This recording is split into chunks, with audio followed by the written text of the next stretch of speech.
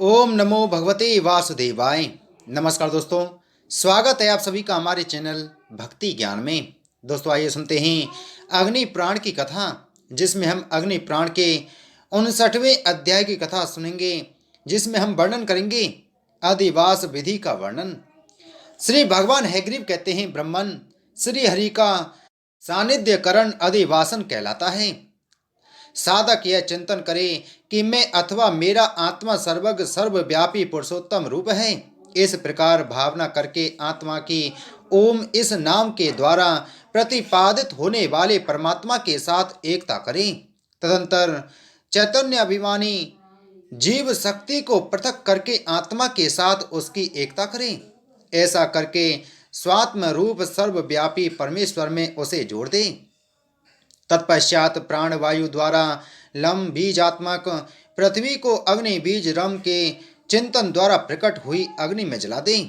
अर्थात यह भावना करे कि पृथ्वी का अग्नि में लय हो गया। फिर वायु में अग्नि को विलीन करे और आकाश में वायु का लय कर दे। अधिभूत अधिदैव तथा अध्यात्म वैभव के साथ समस्त भूतों को तन्मात्राओं में विलीन करके विद्वान पुरुष आकाश में उन सबका क्रमश संहार करे। इसके बाद आकाश का मन में, मन का अहंकार में, अहंकार का महतत्व में और महतत्व का अव्याकृत प्रकृति में लय करें। अव्याकृत प्रकृति अथवा माया को ज्ञान स्वरूप परमात्मा में विलीन करें। उन्हीं परमात्मा को वासुदेव कहा गया है। उन शब्द स्वरूप भगवान वासुदेव ने सृष्टि की इच्छा से उस अव्याकृत माया का आश्रय ले स्पर्श संज्ञक संकर्षण को प्रकट किया। संकर्षण ने माया को क्षुब्ध करके तेज रूप प्रद्युम्न की सृष्टि की। प्रद्युम्न ने रस स्वरूप अनिरुद्र को और अनिरुद्र ने गंध स्वरूप ब्रह्मा को जन्म दिया। ब्रह्मा ने सबसे पहले जल की सृष्टि की। उस जल में उन्होंने 5 भूतों से युक्त हिरण्मय अन्न को उत्पन्न किया। उस अन्न के जीव शक्ति का संचार हुआ। यह वही जीव शक्ति है जिसका आत्मा में पहले उपसंहार बताया गया है। जीव के साथ प्राण का संयोग होने पर वह वृत्तिमान कहलाता है। व्यावती संयक जीव प्राणों में स्थित होकर आध्यात्मिक पुरुष कहा गया है। उससे प्राणवायु बुद्धि उत्पन्न हुई, जो 8 वृत्ति वाली बताई गई है। उस बुद्धि से अहंकार का और अहंकार से मन का प्रादुर्भाव हुआ। मन से संकल्प आदि युक्त 5 विषय प्रकट हुए, जिनके नाम इस प्रकार हैं: शब्द, स्पर्श, रूप, रस और गंध। इन सब ने ज्ञान शक्ति से संपन्न 5 इंद्रियों को प्रकट किया, जिनके नाम हैं त्वक, श्रोत, घ्राण, नेत्र और जिह्वा। इन सब को ज्ञानेन्द्रिय कहा गया है। 2 पैर, गुदा, 2 हाथ, बाक और उपस्थ, ये 5 कर्मेंद्रियां हैं। अब पंचभूतों के नाम सुनो। आकाश, वायु, तेज, जल और पृथ्वी, ये 5 भूत हैं। इनके ही द्वारा सबका आधारभूत स्थूल शरीर उत्पन्न होता है। इन तत्वों के वाचक जो उत्तम बीज मंत्र हैं, उनका न्यास के लिए यहाँ वर्णन किया जाता है। मम, यह बीज जीव स्वरूप अथवा जीव तत्व का वाचक है, वह संपूर्ण शरीर में व्यापक है।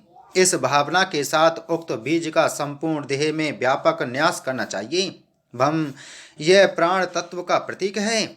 यह जीव की उपाधि में स्थित है, अतः इसका वही न्यास करना चाहिए। विद्वान पुरुष बुद्धि तत्व के बोधक बकार अथवा बम बीज का हृदय में न्यास करें। फकार, फम अहंकार का स्वरूप है, अतः उसका भी हृदय में ही न्यास करें। संकल्प के कारणभूत मनस्तत्व स्वरूप पकार पम का भी वही न्यास करें। शब्द तन्मात्रा तत्व के बोधक नकार नम का मस्तक में और स्पर्श रूप धकार धम का मुख प्रदेश में न्यास करें। रूप तत्व के वाचक धकार धम का नेत्र प्रांत में और रस तन्मात्रा के बोधक धकार थम का वस्ति देश मूत्राशय में न्यास करें। गंध तन्मात्रा स्वरूप तकार तम का पिंडलियों में न्यास करें। नकार नम का दोनों कानों में न्यास करके डकार डम का तत्वों में न्यास करें। डकार डम का दोनों नेत्रों में ठकार ठमका रसनामे, टकार टंका नासिका में और नकार नम का वागिंद्रिय में न्यास करें। विद्वान पुरुष प्राणी तत्व रूप झकार झमका दोनों हाथों में न्यास करके जकार जमका दोनों पैरों में, छमका पायु में और चमका उपस्थ में न्यास करें। डकाडम पृथ्वी तत्व का प्रतीक है, उसका युगल चरणों में न्यास करें। घकार घमका बस्ती में और तेजस्व स्वरूप गम का हृदय में न्यास करें। खकार खम वायु तत्व का प्रतीक है, उसका नासिका में न्यास करें। ककार कं आकाश तत्व रूप है, विद्वान पुरुष उसका सदा ही मस्तक में न्यास करें। हृदय कमल में सूर्य देवता संबंधी यम बीज का न्यास करके हृदय से निकली हुई जो 72,000 नाड़ियां हैं, उनमें शोषण कलाओं से युक्त सकार सम का न्यास करें। उसके मध्य भाग में मंत्रज्ञ पुरुष बिंदु स्वरूप वायुमंडल का चिंतन करें। सूर्य श्रेष्ठ उसमें प्रणव सहित अंका हकार हुं का न्यास करें। ओम आ नमः परमेश्चात्मने, ओम नमः पुरुषात्मने, ओम बा नमो नित्यात्मने, ओम ना नमो विश्वात्मने, ओम बम नमः सर्वात्मने। ये 5 शक्तियाँ बताई गई हैं। स्नान कर्म में प्रथमा शक्ति की योजना करनी चाहिए। आसन कर्म में द्वितीया, शयन में तृतीया, यान कर्म में चतुर्थी और अर्चना काल में पंचमी शक्ति का प्रयोग करना चाहिए। ये 5 उपनिषद हैं। इनके मध्य में मंत्र में श्री हरि का ध्यान करके क्षकार खम क्षम का न्यास करें। तदंतर जिस मूर्ति की स्थापना की जाती है उसके मूल मंत्र का न्यास करना चाहिए। भगवते वासुदेवाय यह मूल मंत्र है। मस्तक, नासिका, ललाट, मुख, कंठ, हृदय, 2 भुजा, 2 पिंडली और 2 चरणों में क्रमशः उक्त मूल मंत्र के एक एक अक्षर का न्यास करना चाहिए। तत्पश्चात केशव का मस्तक में न्यास करें। नारायण का मुख में, माधव का ग्रीवा में और गोविंद का दोनों भुजाओं में न्यास करके विष्णु का हृदय में न्यास करें। पृष्ठ भाग में मधुसूदन का, जठर में वामन का और कटी में त्रिविक्रम का न्यास करके जंगा पिंडली में श्रीधर का न्यास करें। दक्षिण भाग में ऋषिकेश का, गुल्फ में पद्मनाभ का और दोनों चरणों में दामोदर का न्यास करने के पश्चात हृदय आदि षडंग न्यास करें। सत्पुरुषों में श्रेष्ठ ब्रह्मा जी, यह आदि मूर्ति के लिए न्यास का साधारण क्रम बताया गया है। अथवा जिस देवता की स्थापना का आरंभ हो उसी के मूल मंत्र से मूर्ति के सजीवकरण की क्रिया होनी चाहिए। जिस मूर्ति का जो नाम हो उसके आदि अक्षर का 12 स्वरों से वेदन करके अंगों की कल्पना करनी चाहिए। देवेश्वर हृदय आदि अंगों का तथा 12 अक्षर वाले मूल मंत्र का एवं तत्वों का जैसे देवता के विग्रह में न्यास करें वैसे ही अपने शरीर में भी करें। तत्पश्चात चक्राकार पदमंडल में भगवान विष्णु का गंध आदि से पूजन करें। पूर्ववत शरीर और वस्त्राभूषणों सहित भगवान के आसन का ध्यान करें। ऊपरी भाग में 12 अंगारों से युक्त सुदर्शन चक्र का चिंतन करें। वह चक्र 3 नाभि और 2 नेमियों से युक्त है, साथ ही 12 स्वरों से संपन्न है। इस प्रकार चक्र का चिंतन करने के पश्चात विद्वान पुरुष पृष्ठ रेश में प्रकृति आदि का निवेश करें। फिर अरों के अग्रभाग में 12 सूर्यों का पूजन करें। तदंतर वहां 16 कलाओं से युक्त सोम का ध्यान करें। चक्र की नाभि में 3 वसन वस्त्र या वास स्थान का चिंतन करें। तत्पश्चात श्रेष्ठ आचार्य पद के भीतर 12 दल पद का चिंतन करें। उस पद में पुरुष शक्ति का ध्यान करके उसकी पूजा करें। फिर प्रतिमा में श्रीहरि का न्यास करके गुरु वहां श्रीहरि तथा अन्य देवताओं का पूजन करें। गंध पुष्प आदि उपचारों से अंग और आवरणों सहित इष्ट देव का भली भांति पूजन करना चाहिए। 12 मंत्र के एक एक अक्षर को बीज रूप में परिवर्तित करके उनके द्वारा केशव आदि भगवत विग्रहों की क्रमश पूजा करें।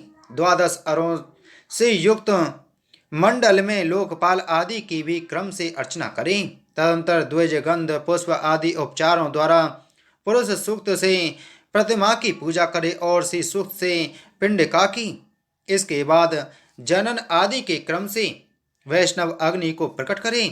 तदंतर विष्णु देवता संबंधी मंत्रों द्वारा अग्नि में आहुति देकर विद्वान पुरुष शांति जल तैयार करें और उसे प्रतिमा के मस्तक पर छिड़क कर अग्नि का प्रणयन करें। विद्वान पुरुष को चाहिए कि अग्नि दूतम इत्यादि मंत्र से दक्षिण कुंड में अग्नि प्रणयन करें, पूर्व कुंड में अग्नि मग्निम इत्यादि मंत्र से और उत्तर कुंड में अग्नि मग्नि हवि मभि इत्यादि मंत्र से अग्नि का प्रणयन करें। अग्नि प्रणयन काल में त्वमग्नि ध्रुवी इत्यादि मंत्र का पाठ किया जाता है। प्रत्येक कुंड में प्रणव के उच्चार पूर्वक पलाश की 1008 समिधाओं का तथा जौ आदि का भी होम करें। व्याहुति मंत्र से घृत मिश्रित तेलों का और मूल मंत्र से घी का हवन करें। तत्पश्चात मधुर त्रय घी शहद और चीनी से शांति होम करें।